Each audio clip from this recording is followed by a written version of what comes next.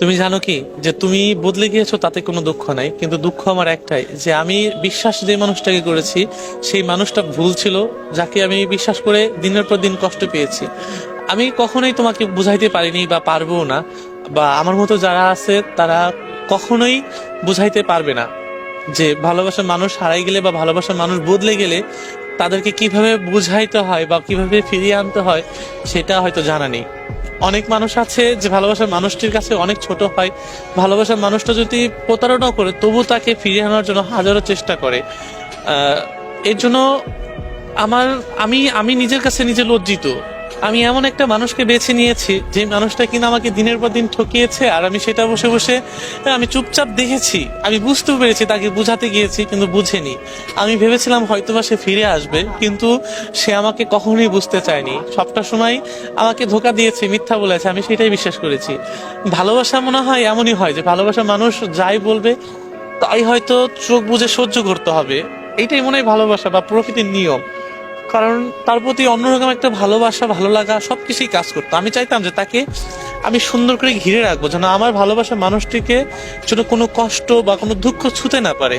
এটা শুধু আমার চাওয়া না, প্রত্যেকটা ভালোবাসা, প্রত্যেকটা মানুষের চাওয়া যে ভালোবাসার মানুষটিকে যেন কষ্ট না ঘিরে রাখুক। আমি সত্যি, তুমি বদলে গিয়েছো, আমি কষ্ট পেয়েছি, আর তার থেকে বেশি কষ্ট পেয়েছি যে তুমি আমাকে আমার সাথে বা আমাকে দুঃখ দিয়েছো, আমার সাথে প্রতারণা করেছো।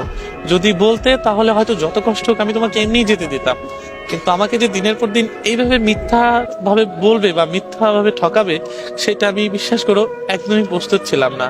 ভাই কি তার প্রতি এখন আকৃষ্ট? আমি আমি আকৃষ্ট না, আমার মতো যারা আছে দেখবেন যে সত্যিকারের সাথে ভালোবাসে, আমি আকৃষ্ট কিনা তাও যাই না, যারা সত্যিকার ভালোবাসে তারা হয়তো জানে যে ভালোবাসার মানুষটির প্রতি কেমন টান থাকে বা কতটুকু তার প্রতি মায়া কাজ করে। সে যত যাই করুক, সে হয়তো প্রতারণা করেছে, তাকে আমি কখনো ফিরিয়ে আনবো না, কিন্তু তার প্রতি কষ্টটা আমার সারা জীবনই থেকে যাবে। যে আমাকে ঠকাইছে, এই যে যে একটা কষ্ট, এটা আমি সারা জীবনই রেখে যাবো, জানেন যে আমি আমি বোঝাইতে পারবো না যে আসলে এটার।